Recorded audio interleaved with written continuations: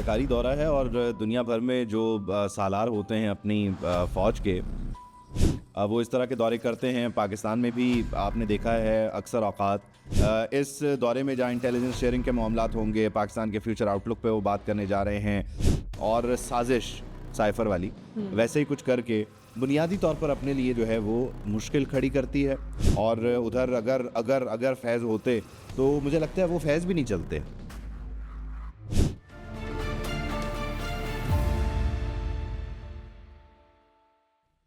अस्सलाम वालेकुम। एंगल 360 में एक और पॉडकास्ट के साथ मैं हूं आपकी मेज़बान समीन नवाज़ और हमारे साथ मौजूद हैं senior anchor person Ubaidullah Siddiqui. Thank you Sameen, बहुत शुक्रिया। उबैद, हम बात करेंगे एक मरतबा फिर पाकिस्तान तहरीक इंसाफ की इस पैराए में, गो कि ये उनका जिक्र तो नहीं है लेकिन वो अज़ खुद अपने आप को हर खबर में शामिल कर लेते हैं। पीटीआई हम बात कर रहे हैं इस वक्त आर्मी चीफ के यूके विज़िट के हवाले से, जो कि एक शेड्यूल्ड विज़िट है। और हम देखते हैं कि अक्सर व बेशतर इस तरह के दौरे जो हैं वो हो रहे होते हैं और ये जो दौरे हैं वो ज़रूरी भी होते हैं ताल्लुकात को बेहतर बनाने के लिए। लेकिन एक मरतबा फिर पाकिस्तान तहरीक इंसाफ ने चलती बस पकड़ ली है और उसमें कूद पड़े हैं बिला वजह की तनकीद करते हुए। तो सबसे पहले तो हम ये बात करते हैं कि ये जो इस वक्त दौरा बरतानिया है जनरल आसिम मुनीर का, इसको हम किस पैराए में देख रहे हैं? क्योंकि जो बताया जा रहा है कि स्ट्रेटेजिक पार्टनरशिप के लिए इस तरह के विजिट्स जो हैं वो रूटीन की एक सिस्टम है जो चल रहा है, तो अब उसके ऊपर बिला वजह की तनकीद।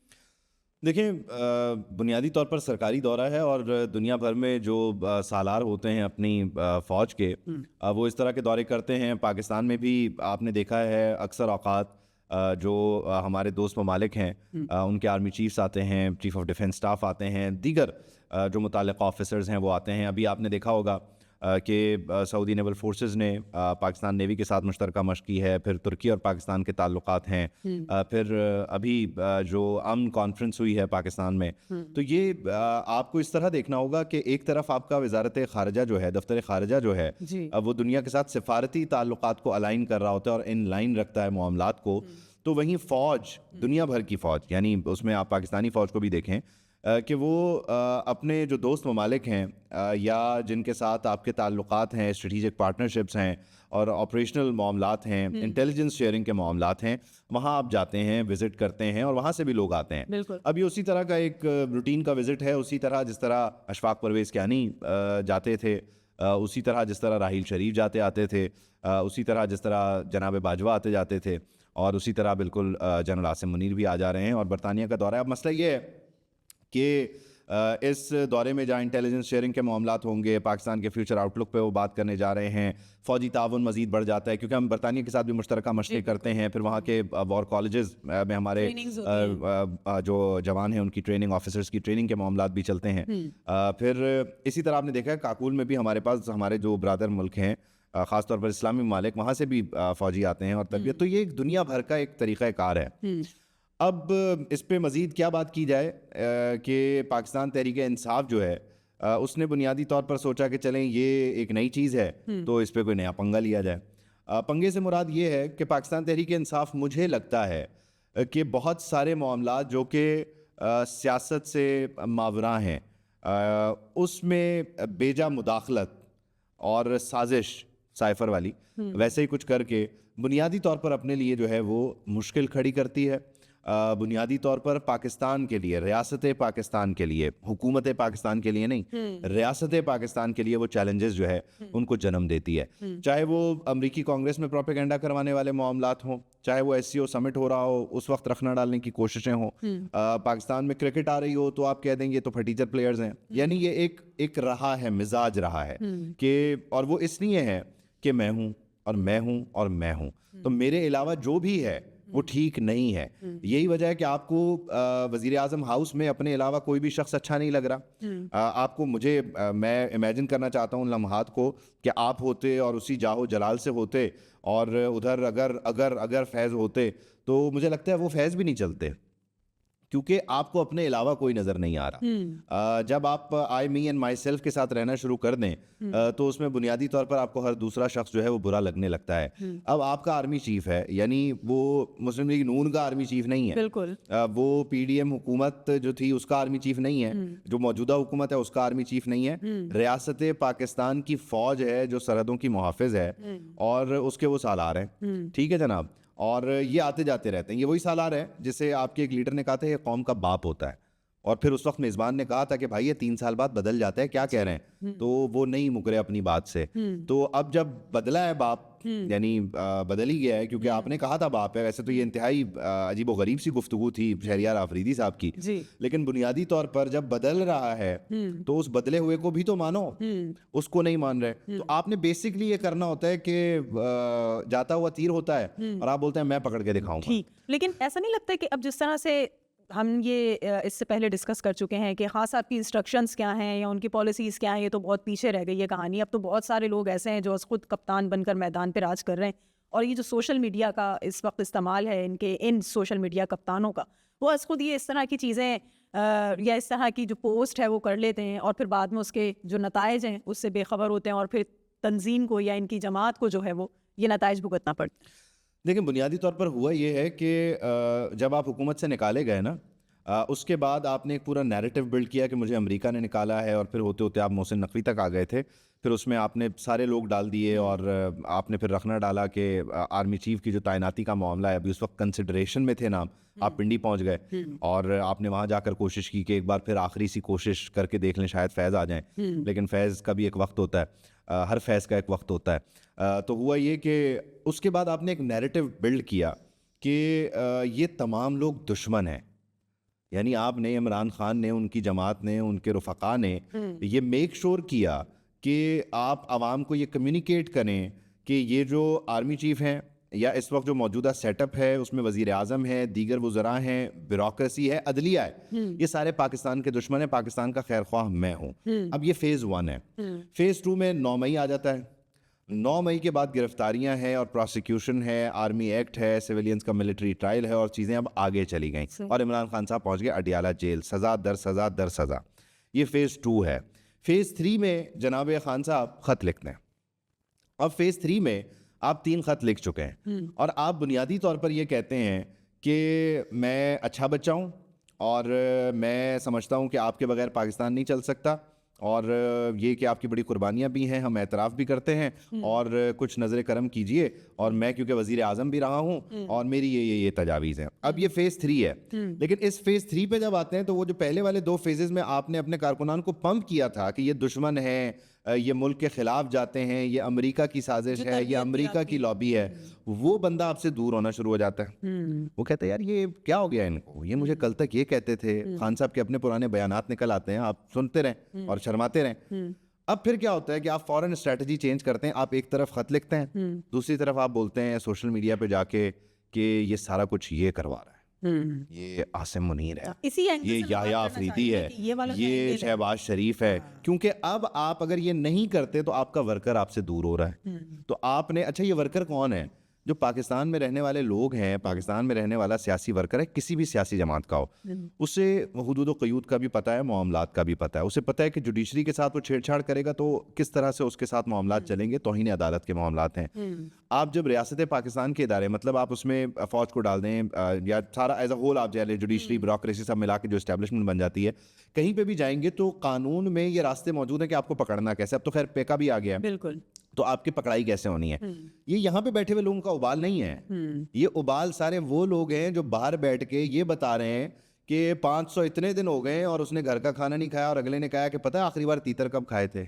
ये वो लोग हैं जिन्होंने इस पे डॉलर बनाने हैं, ये वो लोग हैं जिनके पास ऑलरेडी बहुत डॉलर है और वो लॉबिंग फर्म्स को पे करें। ये जुल्फी बुखारी हैं, ये शहबाज गिल हैं, ये उबाल उनका है क्योंकि वो बाहर बैठे हुए हैं, उनका स्टेक कुछ नहीं है। यहाँ पे दिहाड़ीदार मजदूर को वो डंडा पकड़ा के, लाठी सोटा पकड़ा के किसी भी जगह घुसा देते हैं और वो तोड़फोड़ करते हैं, और जब उसको पकड़ के ले जाते हैं और अदालत में पेश करते हैं, पीछे से ना जुल्फी बुखारी वकील को पैसे देता है, ना शहबाज गिल वकील को पैसे देता है। उसका अपना भाई, बाप या कोई बहन जो है वो अपनी जमीन बेच के या अपनी कोई जेवर बेच के उसके लिए वकील करने का बंदोबस्त करते हैं। ठीक है, तो ये बेसिकली ये उबाल है ओवरसीज, पाकिस्तानी नहीं कहूंगा, ओवरसीज पीटीआई सपोर्टर्स का, और ये उबाल चलता रहे तो चलता रहे, इससे कोई फर्क नहीं पड़ता। लेकिन ये ग्रुप अलग है, इसको आइसोलेटेड देखें, इसको पाकिस्तान में मौजूद सियासी नजरियाती वर्कर से दूर रखें, क्योंकि उसको रोटी के लाले हैं, वो इन चक्करों में नहीं पड़ सकता, वो मुतहम्मिल ही नहीं हो सकता। हम जिस तरह से ये बात कर रहे हैं कि इसको कौन लोग सपोर्ट कर रहे हैं या किसका ये इस वक्त नैरेटिव है जो चल रहा है, जो इस एजेंडे पे काम कर रहे हैं, तो मौजूदा हुकूमत है, क्योंकि मिनिस्टर का हमने देखा कि जी अब ख्वाजा आसिफ साहब इस पे स्टेटमेंट देते हुए नजर आया था, तारा साहब ने इसके ऊपर बात कर ली, तो ये तो पॉइंट उनको भी पता होंगे कि भाई खान साहब तो खुद मिन्नत तरले पे उतरे हुए हैं कि खुदा के वास्ते मुझे बाहर निकालने का कोई रास्ता बनाओ, और इस सूरत हाल में वो चीफ साहब के ऊपर इस तरह की बातें करेंगे। तो ये इस एंगल से इस चीज़ को नहीं देखते? देखिए, उन्होंने कहा था बड़ा लीडर है ही वो जो यू टर्न ले, तो वो बड़े लीडर की तमाम तर खूबियां और सिफात साबित करने पे तुले हुए हैं और उन्हें फ़र्क नहीं पड़ता। वो मुझे लगता है कि अगर कभी उनको दोबारा फ्री स्पीच का मौका मिल गया तो वो जनरल बाजवा के जो औसाफ हैं और सिफात हैं वो भी बयान करेंगे और वो बताएंगे, अगर तो मामलात अच्छे हो गए और ठीक हो गए तो वो बताएंगे कि आज तक इस इदारे में कोई ऐसा शख्स आया ही नहीं कि जिससे मेरा इख्तिलाफ हो। यानी मुझे लगता ही नहीं है कि यहाँ गलती हो सकती है। वो शायद वलियों का दर्जा दे दें। अच्छा, वो जब आएंगे अपनी वाली पे तो वो कुछ भी कर गुजर सकते हैं। बुनियादी तौर पर सिर्फ वो अपने लिए माहौल साजगार करने की कोशिश करते हैं। मसला ये है कि जो पॉलिटिकल वर्कर होता है ना, यानी जिसने मार खाई है स्टूडेंट यूनियन से लेके और फिर वो चलता चलता उसका एक सफ़र है, जर्नी है, वो आपकी क्या कहते हैं जो शूरा है उसका हिस्सा बन गया है, अब एग्जीक्यूटिव काउंसिल का हिस्सा बन गया है, वो आपको मशवरा और देता है। वो ग्राउंड रियलिटी से, हकीकत से करीब तर मशवरा देता है। वो है नहीं। आपके पास लोग वो रह गए हैं जिनका बुनियादी तौर पर कोई सियासी प्रोफाइल नहीं है। यानी आपके पास आपके खैर ख्वाह वो हैं जो राह चलते किसी को भी थप्पड़ मार देते हैं। आपके खैर ख्वाह वो हैं जो टीवी चैनल्स पर बैठकर मेज़बानों को चैलेंज देते हैं। आप 3 बार इमरान खान का नाम ले देखें आपका प्रोग्राम बंद हो जाएगा। आप 3 बार इमरान खान का नाम ले देखें आपका चैनल बंद हो जाएगा। आप वो लोग हैं। तो आप बेसिकली जो शूशां वाले लोग हैं ना, आपने हू लाला करनी होती है, आपने हड़ा उड़ी मचानी होती है, आप सिर्फ और सिर्फ वो करने के कायल हैं और वही कर सकते हैं। वरना सियासी लोग हमेशा सर झुका के मुश्किल वक्त किस पे नहीं आया? पाकिस्तान पीपल्स पार्टी पे भी आया, बिल्कुल है। मुस्लिम लीग नून पे भी आया, ANP पे भी, MQM पे भी आया।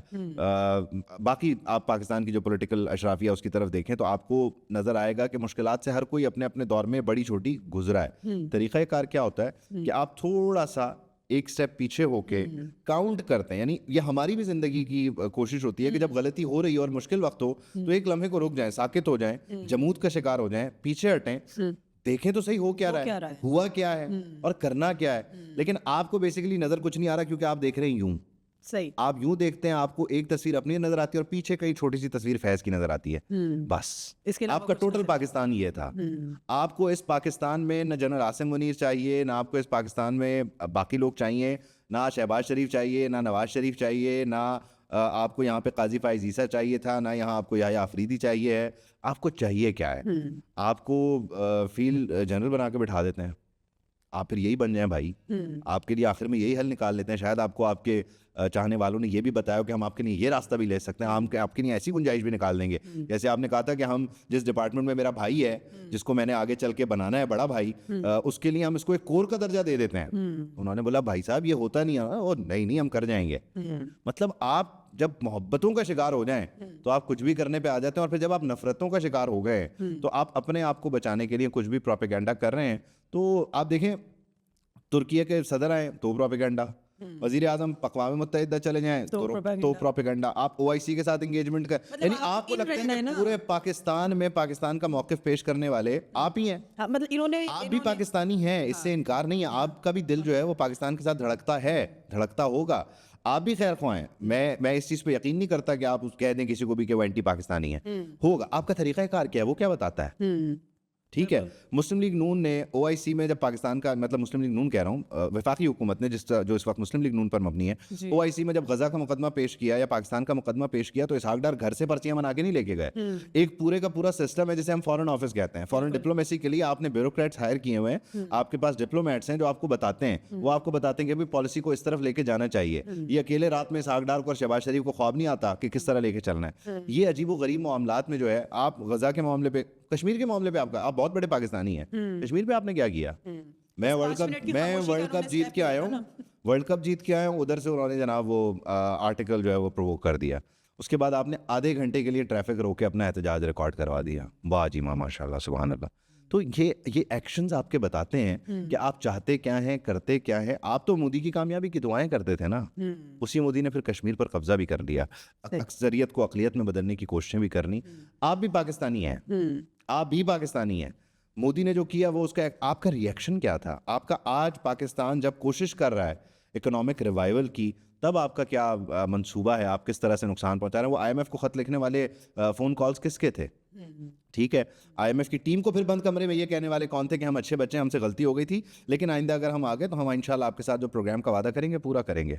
मतलब ये कहीं कुछ वाली पॉलिसी छोड़ दें। अगर ख़त लिख रहे हैं तो ख़तों पर कायम रहें, और अगर ख़त नहीं लिखने और अगर वो दुश्मन हैं और वो नुकसान पहुंचा रहे हैं और आपने जैसे उनको पता नहीं क्या कुछ कहा था, तो आज आप तय कर लें, ख़त लिखना बंद कर दें, जो आप सोशल मीडिया पे लाइन ले रहे हैं वो लिए रखें, देखते रहें। बिल्कुल। और पीटीआई के लिए तो जितनी बात कर ली जाए, जितना वक्त ले लिया जाए, वो कम ही नज़र आता है, क्योंकि इनकी इतनी सारी चीज़ें हैं डिस्कस करने के लिए कि उसके लिए एक तवील वक्त भी हमें कम पड़ता नज़र आएगा। आज का भी हमारा पॉडकास्ट है वक्त उबैद ख़त्म हुआ, और यहाँ पर अपने नाजरीन से इजाज़त चाहेंगे। मुझे और उबैद को इजाज़त दीजिए।